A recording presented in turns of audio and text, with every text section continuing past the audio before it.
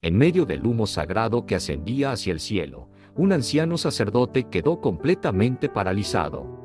No era por el calor del fuego, sino porque un mensajero celestial lo miraba directamente a los ojos, y sus palabras resonaron con un poder inaudito: tu oración ha sido escuchada. Bienvenidos a Donde Freddy's. Hoy vamos a viajar en el tiempo, a una época de tensión y espera. Estamos en los días del rey Herodes, cuando Judea era una tierra bajo el yugo del Imperio Romano, un lugar donde la gente anhelaba una señal, un milagro, un libertador. En este contexto, vivía un matrimonio notable, Zacarías y Elizabeth. Él era un sacerdote del linaje de Abías. Ella, descendiente directa del gran Aarón. Eran personas rectas, justas ante Dios, caminaban fielmente según todos sus mandamientos y ordenanzas, sin tacha alguna. Su vida era un ejemplo de devoción. Sin embargo, en la intimidad de su hogar, cargaban con una tristeza profunda y silenciosa, una herida que el tiempo no había logrado sanar. No tenían hijos. Para la cultura de la época, la esterilidad no era solo una pena personal, era considerada una vergüenza, a veces incluso una señal de desaprobación divina. Y los años habían pasado sin piedad. Elizabeth ya era mayor, y con ella, la esperanza de concebir se había marchitado como una flor bajo el sol abrasador del desierto. Desde una perspectiva humana, la puerta a la maternidad estaba completamente cerrada y sellada por el tiempo. Pero Dios a menudo elige los escenarios más imposibles para mostrar su gloria. Un día, la rutina de Zacarías se vio interrumpida por un evento extraordinario. Le tocó por sorteo, como era la costumbre sacerdotal, oficiar en el lugar más sagrado del templo de Jerusalén. Esta no era una tarea cualquiera. Para un sacerdote, entrar en el lugar santo a quemar incienso ante el Señor era el honor más grande, un momento que quizás solo ocurría una o dos veces en toda su vida. Imaginen la emoción, el peso de la responsabilidad, la solemnidad de ese instante. Mientras la multitud de fieles oraba afuera, en los patios del templo, elevando sus propias súplicas al cielo, Zacarías entró en el santuario. El aire estaba cargado de reverencia. El velo pesado separaba el lugar santo del lugar santísimo. El candelabro de oro arrojaba una luz tenue y parpadeante. Zacarías se acercó al altar de oro, el altar del incienso. Con manos temblorosas pero firmes, colocó el incienso aromático sobre las brasas ardientes. El humo comenzó a subir en espirales, llenando el espacio con una fragancia dulce y sagrada, un símbolo de las oraciones del pueblo ascendiendo a la presencia de Dios. Pero de repente, en medio de ese ritual solemne, la atmósfera cambió. El silencio se hizo más profundo, el aire se volvió denso, cargado de una presencia que no era de este mundo. Y entonces lo vio. De pie, a la derecha del altar del incienso, había una figura resplandeciente, un ángel del Señor. El impacto fue tan abrumador que Zacarías sintió como sus piernas flaqueaban.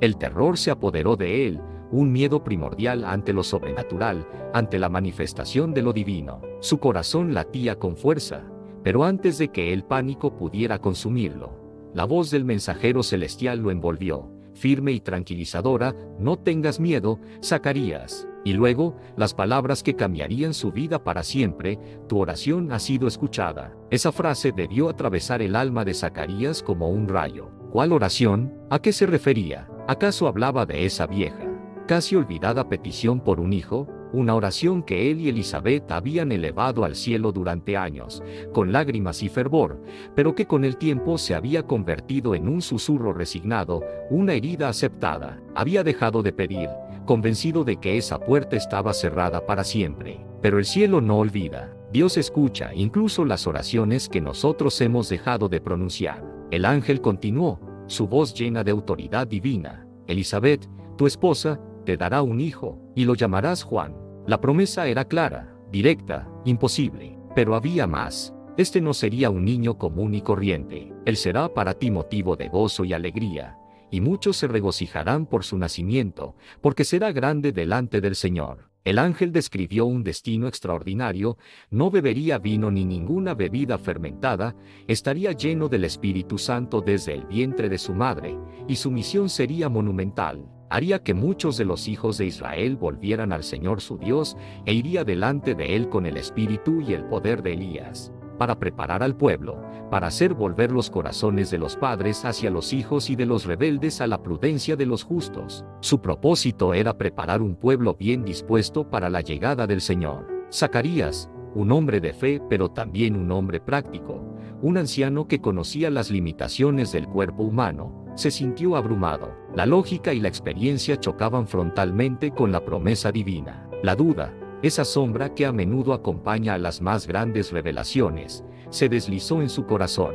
Y con una voz que revelaba su incredulidad, preguntó: ¿cómo puedo estar seguro de esto? Porque yo soy viejo, y mi mujer es de edad avanzada. Era una pregunta razonable, humana, pero en el contexto de una visita celestial, era una pregunta que cuestionaba el poder de quien lo había enviado. Entonces, el ángel, con una majestad imponente, reveló su identidad y su autoridad.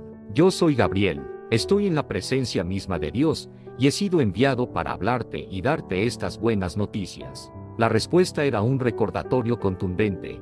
El mensaje no venía de una fuente cualquiera, venía directamente de la sala del trono del universo. Y debido a su duda, habría una señal que sería también una lección. Y ahora quedarás mudo, no podrás hablar hasta el día en que esto suceda, por cuanto no creíste mis palabras, las cuales se cumplirán a su debido tiempo. El silencio sería su compañero, un recordatorio constante de la promesa y de su momentánea falta de fe. Mientras tanto, afuera, la gente esperaba. La ceremonia del incienso no debía durar tanto. La preocupación empezó a crecer entre la multitud. ¿Le habría pasado algo al sacerdote? Cuando Zacarías finalmente salió del lugar santo, su rostro reflejaba el asombro y el terror de su encuentro. Intentó hablar, explicar lo que había visto, pero de su boca no salía ningún sonido. Solo podía comunicarse con gestos, con señas. La gente entendió que había tenido una visión, que algo extraordinario había ocurrido dentro del santuario, pero el misterio permanecía. Él no podía pronunciar una sola palabra. Cumplido su tiempo de servicio en el templo, Zacarías regresó a su hogar en las colinas de Judea, llevando consigo un secreto increíble y la carga del silencio. Y tal como el ángel Gabriel había anunciado, lo imposible sucedió. Elizabeth, su esposa anciana, concibió. Durante los primeros 5 meses de su embarazo, ella se mantuvo recluida, alejada de la vista de todos. No era por vergüenza, sino por un profundo sentido de gratitud y reflexión. En el silencio de su hogar, meditaba sobre el milagro que crecía en su interior. Sus palabras, guardadas en su corazón, eran de un gozo profundo.